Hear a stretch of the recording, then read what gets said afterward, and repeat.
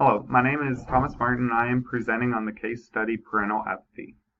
This is module number 16 for the course EDL 856. Okay, first we need to define what we know. A couple of things that we know are that the principal is not concerned about the parent apathy. There was a meeting established to try to increase parental involvement, and very few parents attended. And the principal believes that the parents do not want to be involved. There's also currently no PTA or PTO at the school, and the principal is not really in favor of implementing one. Things that we need to know. We need to know why the parents are not involved. Possibly we may need to change our methods of obtaining that involvement. We also need to know why the parental organizations that were previously set up are no longer active. Identifying the problem. The problem here is the lack of parental involvement. At this point in determining how to move forward, placing blame on who's at fault for the current lack of parental involvement is not productive. Basically, we just need to move forward with a plan to address the problem. Plan of action. So I'd begin by just holding the meeting as planned. I would thank the parents that are in attendance for coming and showing support of the school and the community. I'd open the floor for concerns, just concerns that they have about the school building, and also ask for suggestions that they have for increasing the parental involvement. I would discuss ways that I would go about addressing any concerns that they have for the school. I'd also discuss that my main concern at this point is the lack of support from the community and lack of parental involvement in their students' schooling. I'd also ask for suggestions that the members present may have regarding how we as a school unit can reach out to the community. I'd then discuss my next steps in resolving this problem. So my plan of action begins with sending out a survey to parents. In this survey, it would be an open-ended question about just what are we as a school unit doing well, in their opinion.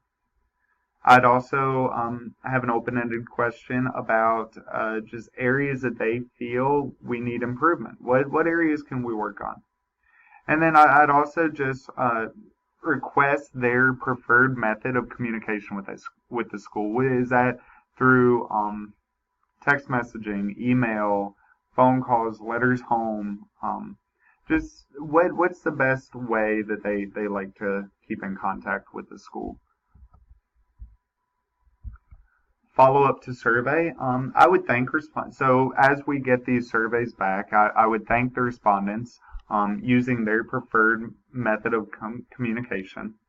I'd then analyze the survey and determine if there were any patterns or consistency within the results. You know, are there some responses that are more prevalent than others, and work on analyzing and dissecting that. What is best for students? So collaboration between the school and the community is what's best for students. Students need to observe that teachers and parents work together to support them and their school. Debriefing the problem. Concerns or disappointment regarding the lack of community support and parental involvement. Parental involvement is positively correlated with student success. So the more the parent is involved and knowledgeable about what's going on in the school, the more likely the student is to be successful. My concern is for the students at this school. The biggest unresolved issue is the reason for the lack of parental involvement in the past. So we need to know why the parental involvement ended, why the parent groups ended. And the only reason for that is not placing blame, but just determining is there something that that needs to be changed. Proposed. I proposed holding the meeting as originally planned, sending out a survey to obtain parent feedback, sending thank you notes to the respondents of the survey.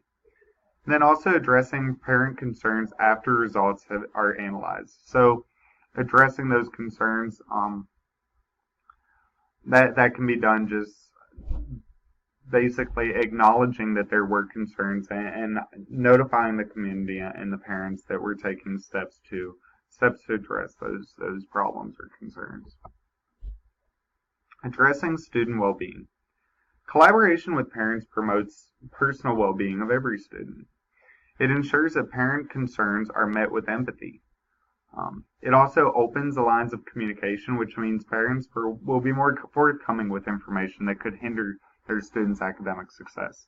So things such as if they're not getting enough sleep at home, that increasing those lines of communication, then, for example, like if somebody's not behaving well today, knowledge that this student didn't get much sleep last night would kind of give the teacher more of an understanding as to why they're not behaving that next day.